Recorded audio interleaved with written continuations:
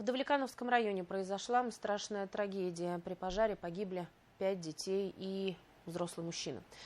Почему это случилось, обсудим сегодня в программе «Интервью». Здравствуйте, я представляю гостя в студии. Олег Шарафутдинов, начальник пресс-службы Главного управления МЧС России по Республике Башкортостан. Здравствуйте. Здравствуйте. Олег Анварович, почему это случилось? И вот какие-то подробности, может быть, именно сейчас, как произошел пожар?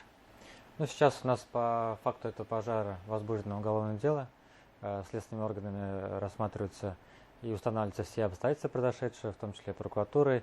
Подключены эксперты испытательной пожарной лаборатории, дознаватели МЧС России.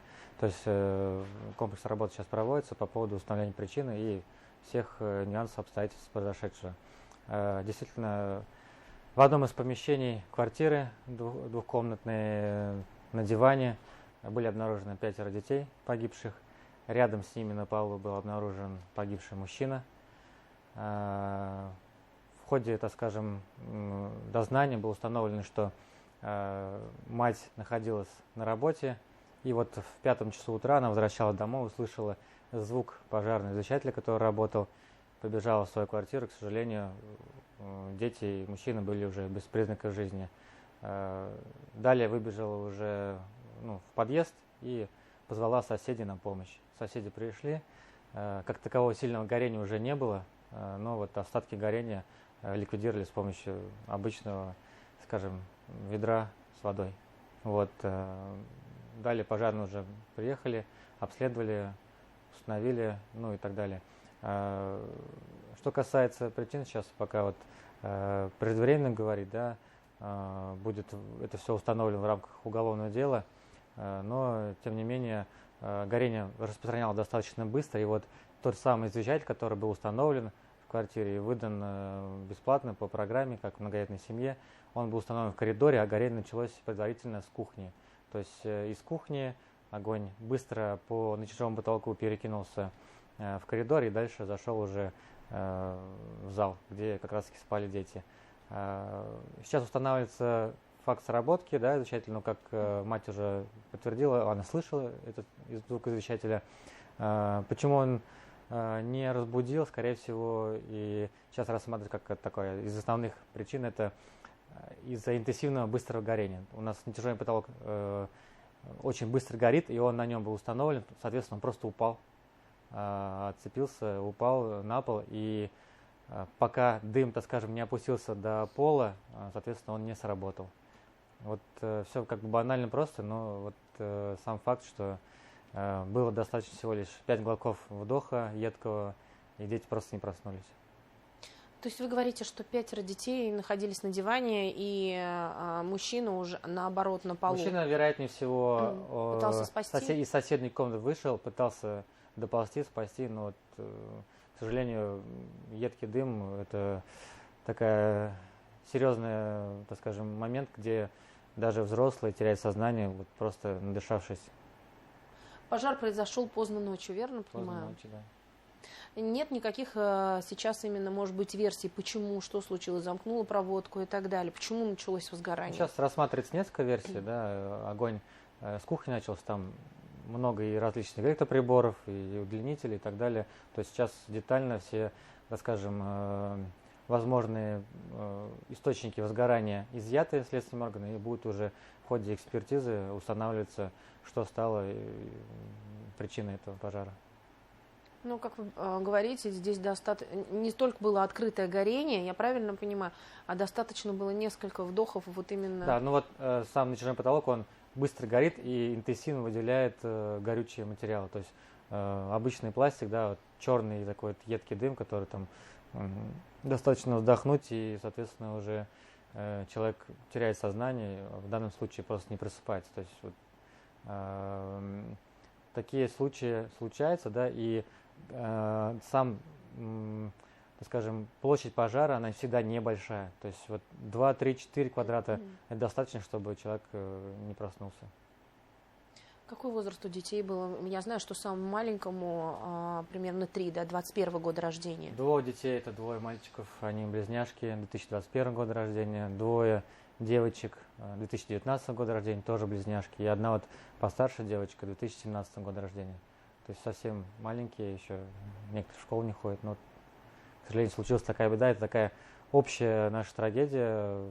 Сотрудники сейчас искренне переживают, и такая, наша боль, Сложно можно сказать, находиться наша на боль, да. месте. Но в процессе работы это понятно, мы там, да, свою работу делаем, а когда уже ты вернулся, осознал и понял, что как бы вот все в комплексе ситуацию, это достаточно тяжело. Я понимаю, что сейчас, наверное, уже не вернуть, но тем не менее, вот семья на каком счету состояла? Какая семья? Благополучная? Ну, согласно данным администрации сельского поселения, семья стояла как неблагополучная, числилась на учете. Мать проходила некую, так скажем, реабилитацию, после чего у нее дети ранее изымались, а потом были возвращены. К сожалению, вот здесь не сказать, что ее беда, потому что все-таки они под присмотром взрослые были, да, но тем не менее сам факт, вот, как случилось, так иначе. Олег Анварович, какая-нибудь поддержка матери оказывается? Да, глава Республики Башкортостан Ради Фарич Хабиров уже, так скажем, вот опубликовал пост, где обозначил, что будет выделена, так скажем, необходимая помощь для захоронения в том числе, да, и помощи матери, и психологической, и социальной, и так далее. Давайте еще раз расскажем именно о правилах пожарной безопасности. Ну вот и как быть? Вот, наверное, первая рекомендация вот в свете случившегося: натяжные потолки не устанавливать? Нет, дело тут не совсем в натяжных потолках. У нас достаточно и без натяжных потолков горючих материалов, которые выделяют вредные химические элементы, да, обивки и так далее. Там тот же самый диван может, да, там гореть буквально в размере там 1 квадратного метра, но от этого погибают, как мы уже знаем, да, из практики, взрослые мужчины.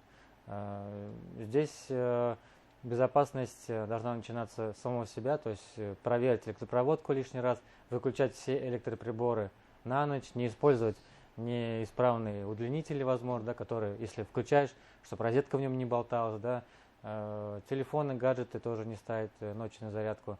Ну и, соответственно, установить извещатель в каждой комнате, потому что у него тоже есть определенная, так скажем, зона покрытия, да, это порядка 9 квадратных метров, и если он установлен в каждой комнате, да, и устанавливать его тоже нужно правильно. То есть, либо, если это не натяжной потолок, то на потолке, а если есть натяжной потолок, то можно поставить под ним, так скажем, да, на расстоянии 10 сантиметров, ближе к потолку. Вот, соответственно, тогда он не упадет и сработает как нужно, и, скорее всего, спасет несколько жизней. Ну и первичества пожаротушения, да, здесь тоже должны учитываться, то есть, чтобы человек мог легко и быстро ликвидировать возгорание в начальной стадии. Здесь вот были маленькие дети, а маленькие дети зачастую, не мне вам рассказывать о том, что они прячутся при таких ситуациях. Вот, к счастью, в одном из предыдущих случаев детей удалось спасти, а вот здесь такая беда случилась. Как с детьми проводить вот какие-то беседы, как объяснять, с какого возраста? Все правильно вы сказали, буквально это случилось ночью, да, а вчера у нас случился тоже пожар, где дети были оставлены здесь уже без присмотра взрослых, они были совершенно одни, девочке 3 года, мальчику 5 лет, случился пожар, вероятнее всего сейчас устанавливают тоже, но скорее всего это детская шалость была, прошел пожар, ребенок начал долбиться в окно, кричать о помощи, окно сам открыть не смог, проходящий мимо сосед увидел это, разбил окно, вытащил ребенка, то есть проявил некий, так скажем, героизм, увидел, что в углу уже сидит ребенок, то есть ребенок знает, что горит пожар, но ничего при этом не делает. Он просто испугался и сидит в углу зажатая девочка маленькая. Да? Здесь увидели прохожие мимо, мужчина запрыгнул в эту квартиру, закрыл лицо и тряпкой и вытащил их. Слава богу, этот пожар остался, так скажем, без трагических последствий. Ребенку нужно объяснять с самого детства, как себя вести. То есть в данном случае тоже один из ребенков, видимо, проснулся и, скорее всего, тоже хотел спрятаться под диван, тот же самый, где как бы все остальные спали. Здесь нужно понимать, что максимально быстро и по возможности выбежать и позвать на помощь взрослых. Это самая главная задача любого ребенка. Им это нужно, так скажем, вот с самого детства, с 2-3 лет внушать, что огонь это не игрушка, показать ему, как происходит горение. И, возможно, даже чтобы ребенок осознал, какие последствия он несет. То есть, что ребенок может потерять маму с папой, что ребенок может погибнуть, что мы с тобой можем больше не встретиться, не увидеться, и это будет последний день. Ребенок должен понимать, какие последствия. То есть его не надо от этого огораживать, потому что он, если он не знает, он это сам сделает, и потому что ему просто интересно. А когда он уже знает, он примерно начинает в голове уже это осознавать, и с каждым, так скажем, вашим обучением, вашим инструктажом, да, с ребенком все больше и больше. Алькан Марович, спасибо огромное, что пришли сегодня к нам в студию. Надеюсь, что таких поводов у нас будет как можно меньше и вообще не будет для того, чтобы для встречи. Не зря мы каждый раз с вами здесь встречаемся и обсуждаем, и рассказываем, какие нужно предпринимать меры для того, чтобы избежать трагедии. Спасибо. Спасибо. Это была программа «Интервью». Спасибо, что были с нами.